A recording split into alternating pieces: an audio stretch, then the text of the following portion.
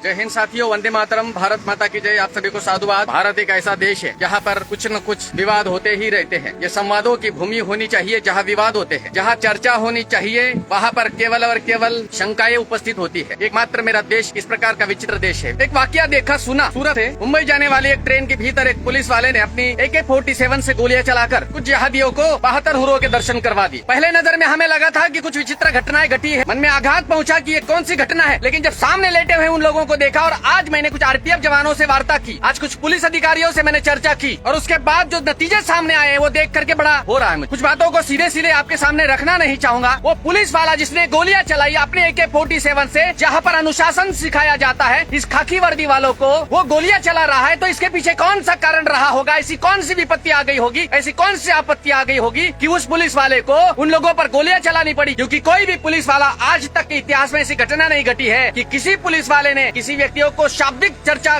होने के पश्चात गोलियां मारी हो। कहीं न कहीं मुझे लगता कि आतंकवादी ही होंगे मरने वाले। पुलिस वाला मेरे नजर में, मेरे दृष्टि में किसी भी रूप से हथियारा नहीं है। जब 1947 में देश का विभाजन हुआ था और हमारी बहुत सारी माता बहनों के बलात्कार को सामने देखा था नाथूराम गोडसे ने, बहुत सारे निर्दोष लोगों की हत्याएं होते हुए देखा हमारे उस क्रांतिकारी नाथूराम गोडसे ने। उस समय अगर मैं होता तो मैं भी वही करता जो नाथूराम ने किया था। आप होते तो आप भी वही करते। अगर देशभक्ति का जुनून तुम्हारे सिर पर सवार है तो स्वाभाविक ऐसी गतिविधियों को आकार आप जरूर देंगे। अगर ये घटना घटी है तो उसे कहीं न कहीं आतंकियों के साथ जोड़ने का प्रयास न करे। वो जो पुलिस वाला जिसने ये कार्य किया है कुकृत्य नहीं बोला जाएगा, क्योंकि ये देश सनातन का देश है, हिंदुओं का देश है, हिंदुत्व का देश है, श्री राम का देश है, भगवान कृष्ण का, महावीर का देश है। ये लुटेरे और आक्रांताओं का देश नहीं है। अगर तुम आक्रांताओं की यहाँ पर चर्चा करोगे, आक्रांताओं के गुणगान करोगे और हमारे वे नेता जिन्होंने अपना सर्वस्व दान कर दिया, दाव पर लगा दिया इस देश के लिए, अगर तुम उनके बारे में गलत शब्द बोलोगे तो स्वाभाविक है कि सामने वाला जो व्यक्ति देश भक्ति से वो जिसकी भावनाएं है वो तुम्हें क्षमा नहीं करेगा। मैंने अपने जन्म देने वाले सगे पिता के साथ 6 महीने केवल इसलिए वार्ता नहीं की थी क्योंकि उन्होंने कहा था मुझे नरेंद्र मोदी ने आपके लिए किया क्या। जन्म देने वाले मेरे पिता स्वर्ग में आज मुझे देख रहे होंगे, उनके साथ 6 महीने वार्ता नहीं की इस आचार्य सूर्य सागर ने। क्यों? क्योंकि मेरे देश का राजा है, मेरे देश का सम्राट है नरेंद्र दामोदर दास मोदी, जिसने अपना सब कुछ दांव पर लगा दिया इस देश के अस्मिता के लिए, इस धर्म की अस्मिता के लिए। अगर उसके खिलाफ कोई बोलेगा, अगर योगी आदित्यनाथ के खिलाफ कोई बोलेगा, स्वाभाविक है कि हमारी भावनाएं आहत होगी। अगर तुम बोलते हो किसी मस्जिद को लेकर के अगर कोई टिप्पणी कर देता है और तुम कहते हो कि तुम्हारे धार्मिक भावनाओं को हमने क्षति पहुंचाई, तो ये भी हमारी धार्मिक भावनाएं हैं। अगर तुम हमारे किसी भी नेता के साथ दुर्व्यवहार करोगे, उनके लिए अनर्गल शब्दों का प्रयोग करोगे, उसके बाद ये हरामखोर जो मरे हैं उनके बिरादरी वाले लोग कह रहे हैं कि वो मानसिक रूप से विक्षिप्त है जिसने ये हत्या की। चलो मान लेते हैं हम कि वो विक्षिप्त है, तो विक्षिप्त व्यक्ति को जेल के सलाखों के पीछे नहीं डाला जाता, उसका उपचार किया जाता है, उसका निदान किया जाता है। अगर तुम्हारे लोग ये बात कहते हैं कि वो मानसिक रूप से विक्षिप्त था, उसकी विचारधाराएं दुविधा में थी उस समय जब उसने गोलियां चलाई, तो याद रखना कि उसे लॉकअप में नहीं, उसे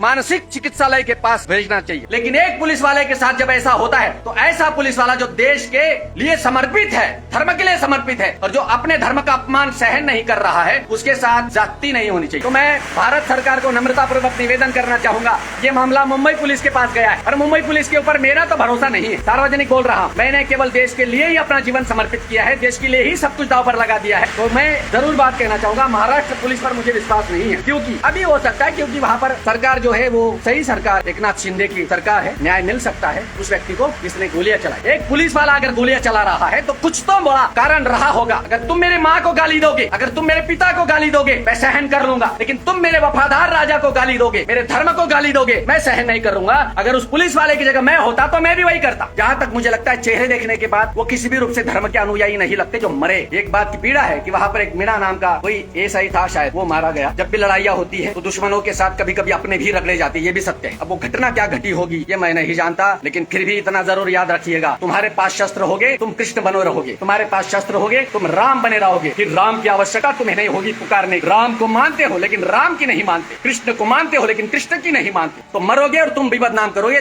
देश को, धर्म को। ये जो घटना घटी है, जो लोग मेरे देश को बर्बाद करना चाहते हैं, लैंड जिहाद, लव जिहाद, थूक जिहाद, मूत जिहाद, साला जहाँ भी जाओ तो साला हर जगह गंदगी ही गंदगी फैली हुई है। तो कहीं ना कहीं इसको रोकने के लिए एक ऐसे हथियार की आवश्यकता है जो किसी भी रूप से डरता नहीं हो। वो केवल मनुष्य हो सकता है, मैं भी हो सकता हूँ, तुम भी हो सकते हो, लेकिन हिंदुत्व के नाम पर तुमने सरकार बनाई है, हिंदुओं के द्वारा तुम्हारी सरकार बनी है, प्रधानमंत्री भी नहीं, तुम बचा सकते हो, देश के युवा बचा सकते। विषय बस इतना ही था कि जिस पुलिस वाले ने हथियार उठाकर उन लोगों की हत्या की वो किस परिस्थिति में की, उसे देखना होगा। अगर तुम्हें कोई उकसा रहा है, और भारतीय कानून के अनुसार मैं आपको एक बात कहना चाहूंगा, एक छोटी सी बात जो हमारे एडवोकेट नरेंद्र मिश्रा जी ने मुझे बताई थी। एक स्त्री पुरुष है, पति पत्नी, वो मतलब एक पुरुष है, उसकी पत्नी किसी के साथ काम क्रीड़ा कर रही है, और पुरुष अचानक आता है घर पे, देखता है, गुस्से में आता है, देखता है अरे ये क्या हो रहा है, लेकिन उस समय वो चला गया और 1 घंटे के बाद आकर दोनों की हत्या कर दी। तो वो प्री प्लान हो गया। इस प्री प्लान में बड़ी लंबी सजा होती है, वहाँ पर जमानत नहीं दी जाती। दूसरी बात,